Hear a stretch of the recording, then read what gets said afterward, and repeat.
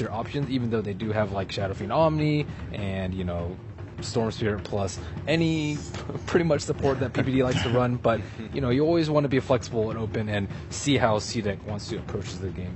Okay, and as you were bringing up Dakota, Quap does slip through again, so we'll see if that stays up as a ban or pick or gets banned. That's what I'm like super surprised about, is Quap making it through, just because EG, they highly prioritize it. They have multiple heroes that can play it, and I think it plays very well against C-Deck. Yeah, but chose the Tuscan and the Dazzle.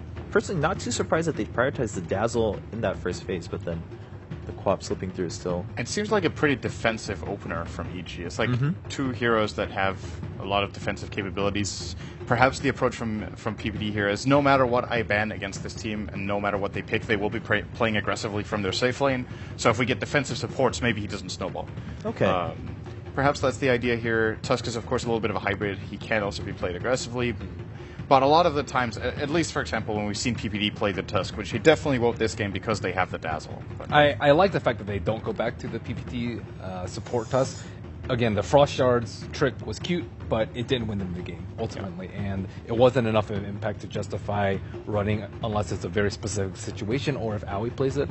I was looking at C-Deck's reactions, and they seem very confused. Like, they're not, like, super relaxed, and they're more, like, squinting their eyes, like, what? Why did they pass on Queen of Pain and Shadow Fiend? What's happening? Yeah, I mean, passing on both.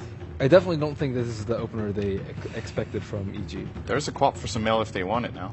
Yeah, what do you think about the SF ban over the Quap if you're C-Deck?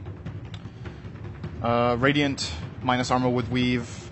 Just general, I want to say, ability to, like, it's weird to say this because Queen of Pain has ridiculous team fighting potential, but Shadow Fiend is different in the sense that he matches up really well against Gyro in the mid game when he has his BKB, as we've seen. For example, we saw Team Secret against LGD where LGD had IO, Tiny, as well as a Gyro, and Shadow Fiend just pops BKB and Requiem's in the middle of the fight, and all of a sudden you're actually in a really good position. Requiem is annoying to deal with. Right. The Gyrocopter, he loses half his base damage for Flak Cannon. Okay. And this is getting really interesting. They actually banned Quap and pick Lina. Right. Maybe these teams just decided before the game Quap's not good anymore because it has a really good win rate, always wins its lane, and generally just does well in this tournament, so we don't want it. Do you think this is partly also just to make sure that if you pick the Quap, C-Deck doesn't go to the Lina as like an auto response, and so SF is already banned. That's a good point. Let's just ban the Quap and take the Lina. That way we have some sort of an advantage and also still some flexibility. There's got to be a TA coming here for Shiki, I think. Oh, that's a good point. We brought it up before, and we haven't talked about it now. That's the counter to the counter. Yeah, but what if they ultra counter? Make Fear, Lina Core, and then pull out a Viper or something. Right, I mean, so the Lina's so flexible, right? I think they'll fourth pick the TA. Like, I wasn't expecting it here. Now, the fact that they picked Visage is a bit surprising. This gives them an incredible aggressive trial lane if they want to do it, or just cements their safe lane. You can't challenge into Gyro, Shaker, Visage if that's how they lane it. That's just impossible. I can't think of a single lane that beats this off the top of my head. That is absolutely crazy as a trial. So at least they've got that. That means aggressive should be safe just from the draft here. I think if you're EG right now, you disregard the potential of challenging the Gyro, which they might have wanted to do anyway. But it's not happening. I think you can definitely counter it. You have to have the magic immune carries though. Juggernaut and Lifestealer, but in particular, come to mind. Lifestealer has been picked a couple of times. Juggernaut is underrated, I would say. But again, I'm not sure whether or not they're going to run the Lina. For some reason, I think like Slardar is going to be picked up. I don't know. Lina's a core Rubik would also be okay, I would think. It's good for stealing the birds, good against Earthshaker. But that I would add a bit of the magic, resistance. But those then they go the a bit hefty into the intel. Those were the days. Aside from that, I think both teams already have to be like pretty wary about Roshan, just because of how these teams both, I think, heavily rely on it. And Dazzle getting Medallion, Visage getting Medallion, you can just take it very, very easily. I talked about Clink's like not being a super attractive pickup for EG, but it is very good at just single targeting, focusing down the Gyro, especially when Dazzle is on your team. However, Winter Wyvern is still in the pool, but that would also force Earthshaker into an offlane role, which I'm not particularly sure that C-Deck likes. I still think TAs are really good.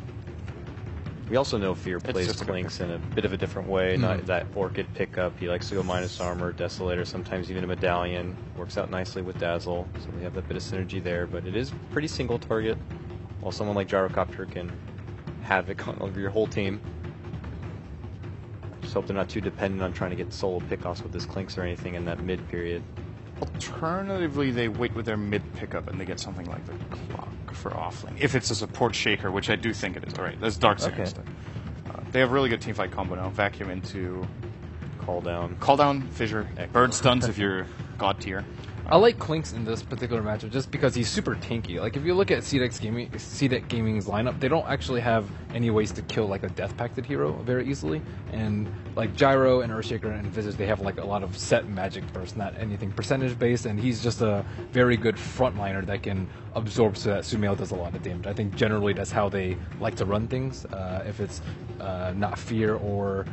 if it's not Fear up in front, it's general universe. But you want Lina to be able to just eliminate Gyro and stay alive in team fights. Get your Scepter so that Gyro is completely irrelevant in all these fights, especially because they don't have any defensive supports anymore. I mean, yeah, Shaker is defensive, but once they get BKBs, Gyro is going to be under a lot of heavy fire.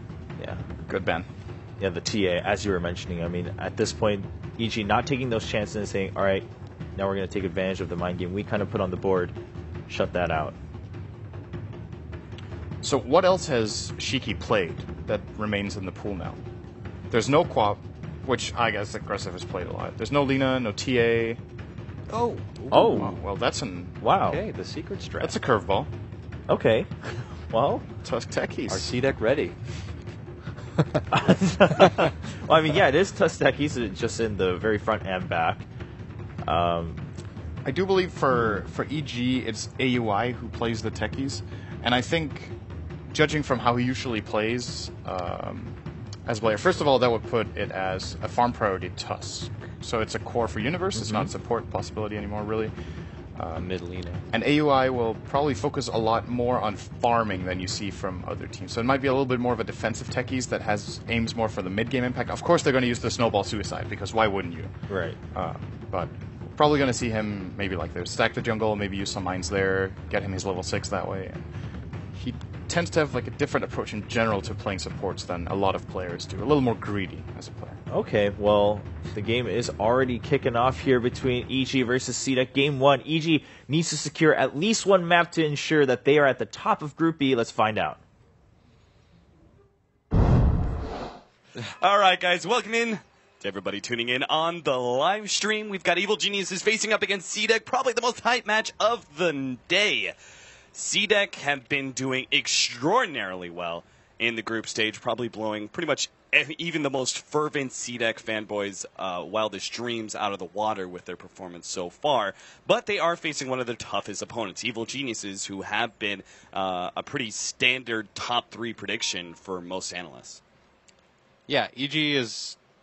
You look smart by just calling EG a top team, right? Mm-hmm. Like, it's That's not why a very I say it all the difficult. time. Yeah, it's not a very difficult association to make. You say it's like saying Secret's going to be really good at this international. All right, or LGD. Like everybody thought LGD was. I think that was. I know people like to say Vici, but I'm pretty sure I heard most of the personalities. No, way more people say had LGD. Yeah, LGD as like a 3rd place slot, and Vici Gaming was more Yeah. like a 5th place slot. So things are kind of evening out. I guess the biggest surprises for me are both CDEC and Empire. I thought Empire would do a lot better, but so far it hasn't happened. And You and me both, buddy. yeah, You and me both. but this is pretty much a game of like two titans. CDEC is a team that has so much going for them. They're a huge underdog.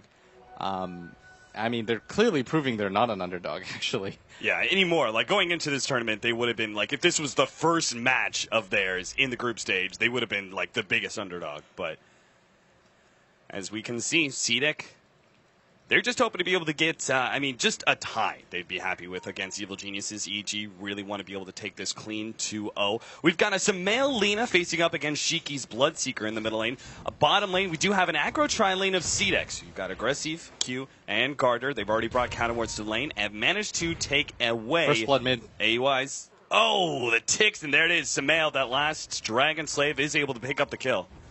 Oh man, I watched that the entire way through. It was so weird.